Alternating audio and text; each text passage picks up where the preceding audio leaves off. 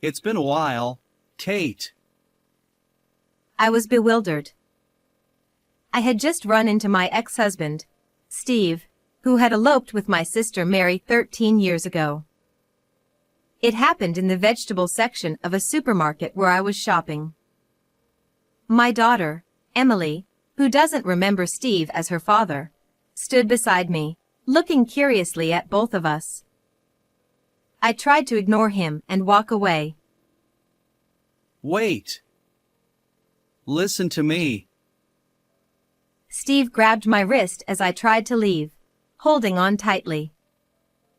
Emily continued to look at me with a puzzled expression, while Steve, still clutching my wrist, began explaining why he had returned to town.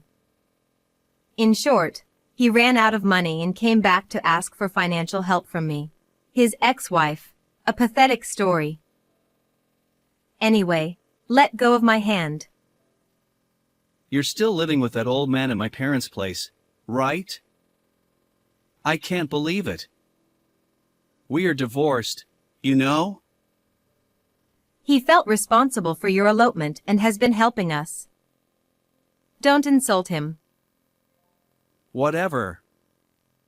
Mary and I will be living at the house now, so could you take the old man and leave? I shook off Steve's grip and glared at him. Despite my angry expression, Steve shrugged it off with a joking "I'll be in touch" and walked away. Emily watched his retreating figure and then smiled at me. You did it, Mom.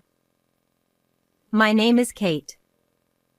My marriage to Steve was like an elopement. Steve's mother had already passed away, and when we decided to marry, it was on the condition that we live with his father. Shortly after we started our new life, we were blessed with a child. We named her Emily, and our lives were filled with happiness as we showered her with love. Running away together was never something to be proud of, but I was happy. When Emily turned 3 and things had settled down a bit, we decided to go on a trip, leaving Emily with her grandfather, whom she was very attached to. It was a rare trip by car, but it wasn't just Steve and me. My sister Mary came along as well. I'm so happy to go on a trip. Steve's driving is so comfortable and reassuring. Mary, sitting in the back seat with the window open, smiled happily. Steve, at the wheel, smiled back. Mary, naturally affectionate, called Steve by his first name and became very attached to him. Being my precious sister, I had splurged on the travel expenses, which Steve covered entirely. We walked around the tourist spots, and both Mary and I enjoyed laughing with Steve. In a small alley off the bustling shopping street, Steve went to the bathroom while Mary and I sat on a bench to catch our breath. Thank you, Kate. You invited me on what was supposed to be a trip for just you two. It's fine. Steve seems to like you too. I see. That's good then. Mary tied her long hair back, and a sweet scent wafted toward me. Sensing my silent gaze, Mary smiled gently. Do you like it? It's my favorite, the scent you gave me. She took out a bottle of perfume from her bag. It was an aroma mist I had given her for her birthday, a simple gift because I couldn't afford much. I just diluted the essential oil, which I thought would suit Mary, with distilled water and put it in a store-bought spray bottle. But Mary had been delighted, calling it a special item just for me. I'm glad you like it. You've always had good taste, Kate. You've always chosen good things, from way back. I looked down, feeling a bit embarrassed. I had never realized Mary thought of me that way. Dad and Mom say you turned into a bad girl. But to me, you've always been someone to look up to. Her words felt strangely out of place, making me a bit worried. Maybe I sensed she was about to leave or something. If you ever need help, tell me. Steve and I will always be on your side. When Steve returned, Mary immediately stood up, pulling Steve's arm playfully and urging him to hurry. It had been a long time since I had walked outside feeling so calm since Emily was born. After a tiring day of walking, we had a delicious dinner and fell asleep as soon as we returned to the hotel. It must have been around 2 a.m. I woke up to the sound of the hotel room door opening. "What's going on?" I asked Steve, who was standing by the door, from my bed. He seemed startled to see me awake. Suspicious, I got up and approached him. "Where did you go at this hour? You didn't go drinking, did you?" No, I didn't. We have plans tomorrow. Let's just go to sleep. As Steve tried to slip past me toward the bedroom, a familiar scent reached my nose. In the confined space of the hotel room, the aroma spread. It was unmistakably the scent of the aroma Mary had been wearing. It wasn't just a faint scent from being around her during the day. It was so strong it seemed like Mary had intentionally put on perfume to make her presence known to me.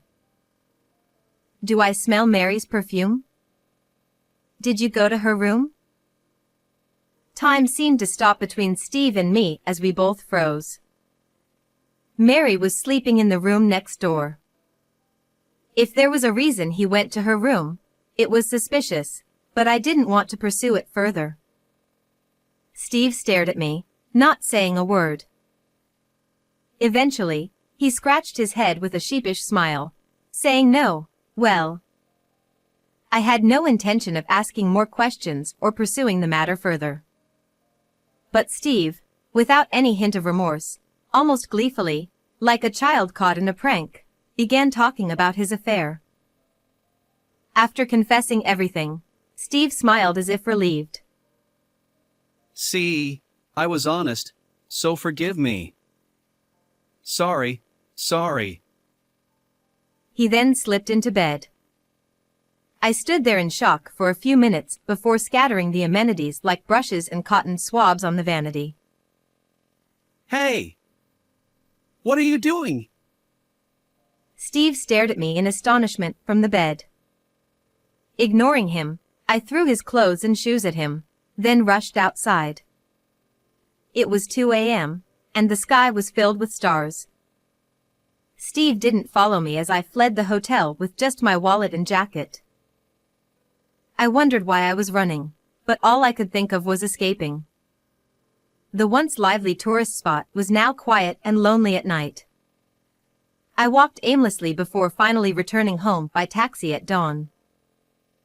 I haven't seen Steve or Mary since then. They eloped. My early morning return worried my father-in-law, but young Emily was delighted and jumped into my arms. Holding her, I buried my face in her soft shoulder. "Welcome back, Mom. Welcome back." "Thank you, Emily." The sweet scent that lingered in my nose was overwhelmingly unpleasant. But holding Emily, who smelled faintly sweet and slightly fatty, was my only comfort. 13 years have passed since then. Steve and I divorced on paper and never contacted each other again. As a single mother, I have lived earnestly with Emily until now. 13 years is a long time, no matter how hard things have been. 16-year-old Emily has grown into a smart and honest girl. She excels at school and has many friends, making me proud. One day, while shopping with Emily, we unexpectedly ran into Steve. "It's been a while, Kate." In the vegetable section of the local supermarket, Emily, who didn't remember Steve as her father, looked curiously at both of us. I tried to ignore him and walk away. "Hey, Kate." I grabbed Emily's hand and tried to leave the store. Sensing something, Emily obediently quickened her pace and followed me. "Wait. Listen to me." I was bewildered, I had sealed away the events of 13 years ago, and even in my life with Emily, I had hesitated to mention Steve's existence, let alone his name. Emily continued to look at me curiously. Steve, still holding my wrist, began explaining why he had returned to town. As always, Steve had been terrible with money, moving from job to job, and when he ran out of savings, he returned to his hometown. He spoke with an amused smile, as if it was someone else's problem. Just let go of my hand. You're still living with that old man at my parents' place, right? I can't believe it. We're divorced, you know? Your father felt responsible for your elopement and has been helping us. Don't insult him. Whatever. Mary and I will be living at the house now, so could you take the old man and leave? I shook off Steve's grip and glared at him. No matter how angry I looked, Steve shrugged it off with a playful "I'll be in touch" and walked away. Emily watched him leave and squeezed my hand tightly. When we got home, I received a message on my phone. I didn't know how he got my number, but it was from Steve, asking me to vacate the house in a month, with a cute emoji attached. I could imagine Steve's nonchalant smile and Mary looking down at me. 1 month. I murmured quietly. Emily, who had been peering at my phone from behind, asked, "What is this?" After a few seconds of hesitation, I decided to tell her that the man we met was her biological father and that he was now homeless and needed a place to stay. After hearing the story, Emily clapped her hands lightly and smiled brightly. Good job, Mom.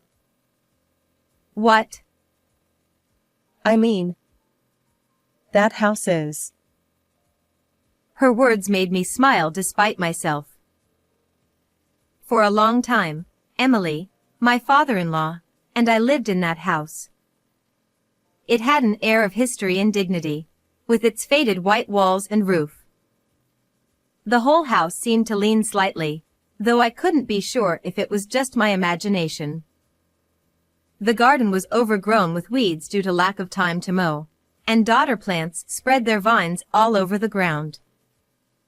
Opening the front door made the wooden floor creak. When young Emily came home from school, she would run across the floor, making it echo as she headed to the kitchen. We were poor and couldn't afford many things we wanted, but I have a certain feeling in my chest even now. I was desperate to make Emily and myself happy. A month had passed since I reunited with Steve after 13 years. My phone rang, showing Steve's name on the screen. I took a deep breath before answering. Hey, Kate! The key to the house isn't working. Are you not home? That house has been empty for 5 years. The real estate company manages the keys, so I can't open it for you. What? What do you mean? Then where are you living now? I didn't answer that question and quietly closed my eyes. I remembered after my divorce from Steve, my father-in-law bowing deeply and shedding tears. He sincerely apologized for what his son had done and offered financial support. At that time, I didn't have a steady job, so I started working at the local sheet metal factory he managed. There were only a few employees, and the factory was a subcontractor for a major company. I couldn't do the heavy work of processing iron plates, so I helped with accounting and sales, doing my best. It was a male-dominated workplace and clientele, and I always felt out of place. The few young male employees constantly looked down on me. I lacked physical strength and knowledge. With Emily to care for, I couldn't do overtime and often clenched my teeth in frustration. When one of the employees, whose face I can't even remember now, told me, "After all, you grew up as a spoiled child," I cried at home where Emily wouldn't see. But I kept working harder than anyone, increasing my industry knowledge and connections. I wanted to fill the void of a missing father for Emily with money. Money. I wanted money. I wanted to buy Emily the clothes and food she liked, anything she wanted. Even if it was tough, I wanted to smile in front of Emily and remain a strong mother. Eventually, the company's management improved significantly. I developed a system that allowed precise processing and quick delivery in the sheet metal industry, and I earned a high position in the company. Now, I live a stable life financially and have been living in a luxury condominium with a concierge for 5 years. Originally, Emily and I had no plans to live in such a luxurious place. But my father-in-law, who had been living with us, told me, Kate, thank you so much for everything until now. I can't thank you enough. "It's not that. I'm the one who should be grateful for hiring me despite my divorce from Steve and having no ties anymore." One day, my father-in-law made a proposal. A luxury condominium was going to be built locally. As a token of his gratitude for the immense help I provided in both his personal life and the company, he wanted to buy a unit for us. From now on, you and Emily should live together. That's too much. I plan to stay in this house forever. My father-in-law shook his head. As he aged, I had some concerns about his personal life. Anticipating my worries, he smiled and said he would also buy a separate unit in the same condominium to live in. This house is very old now.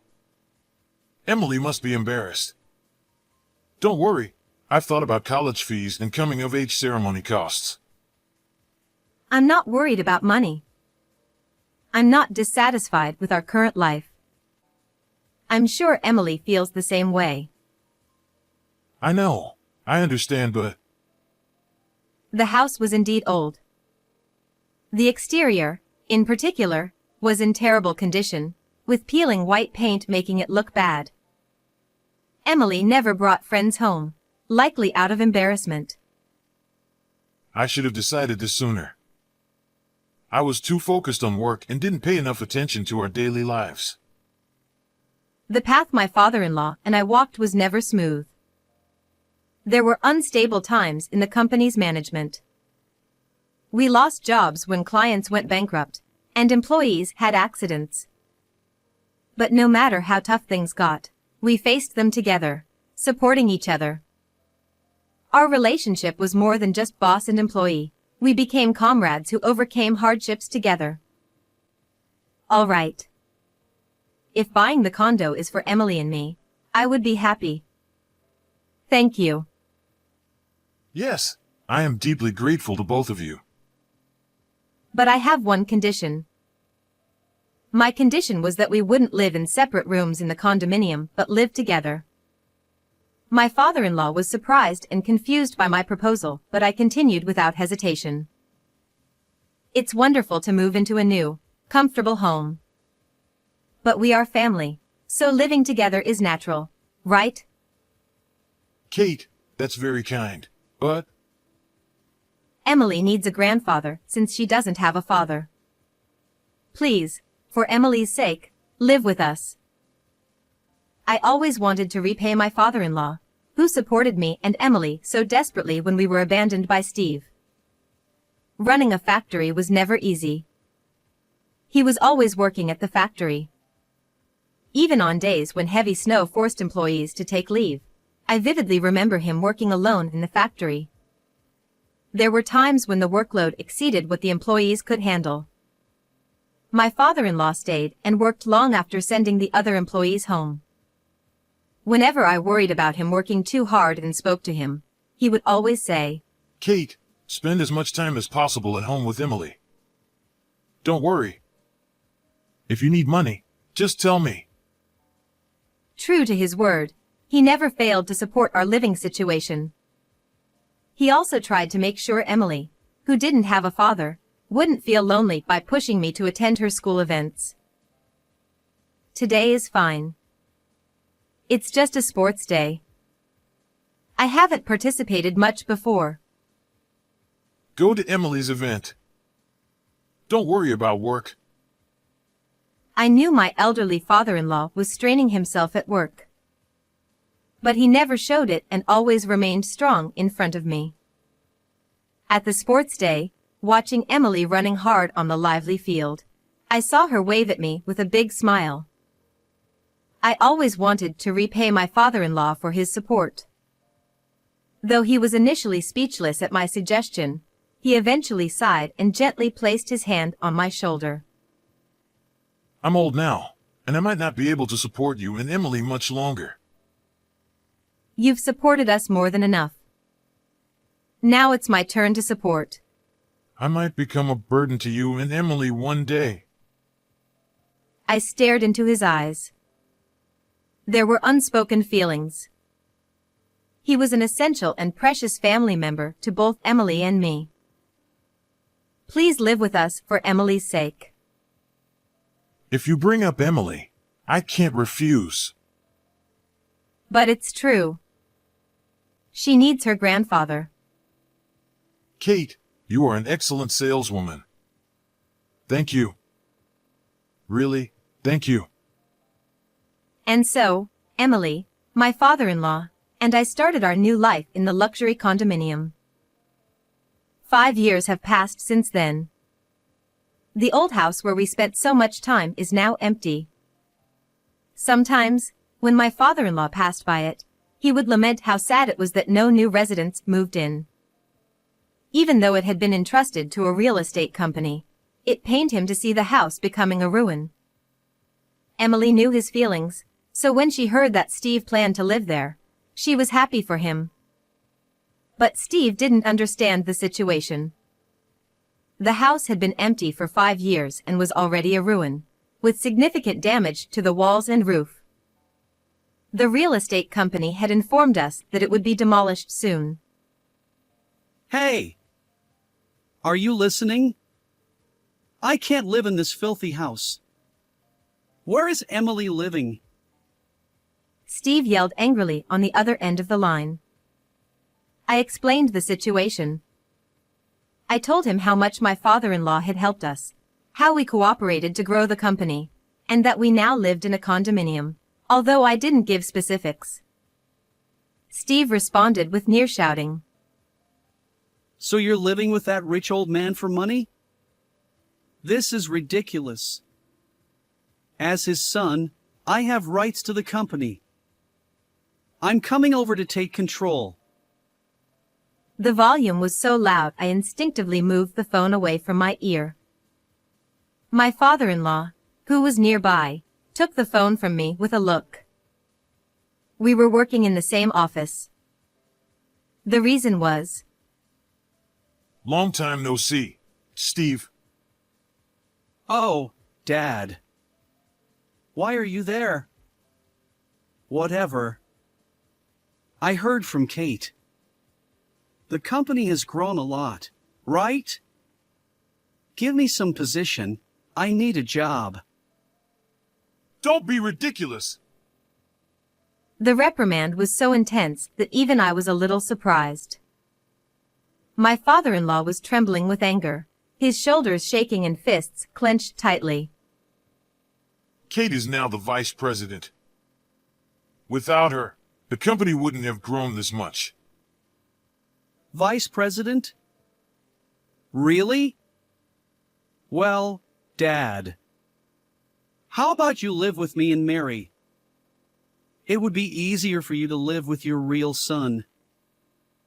Steve, since you disappeared, Kate has supported my life.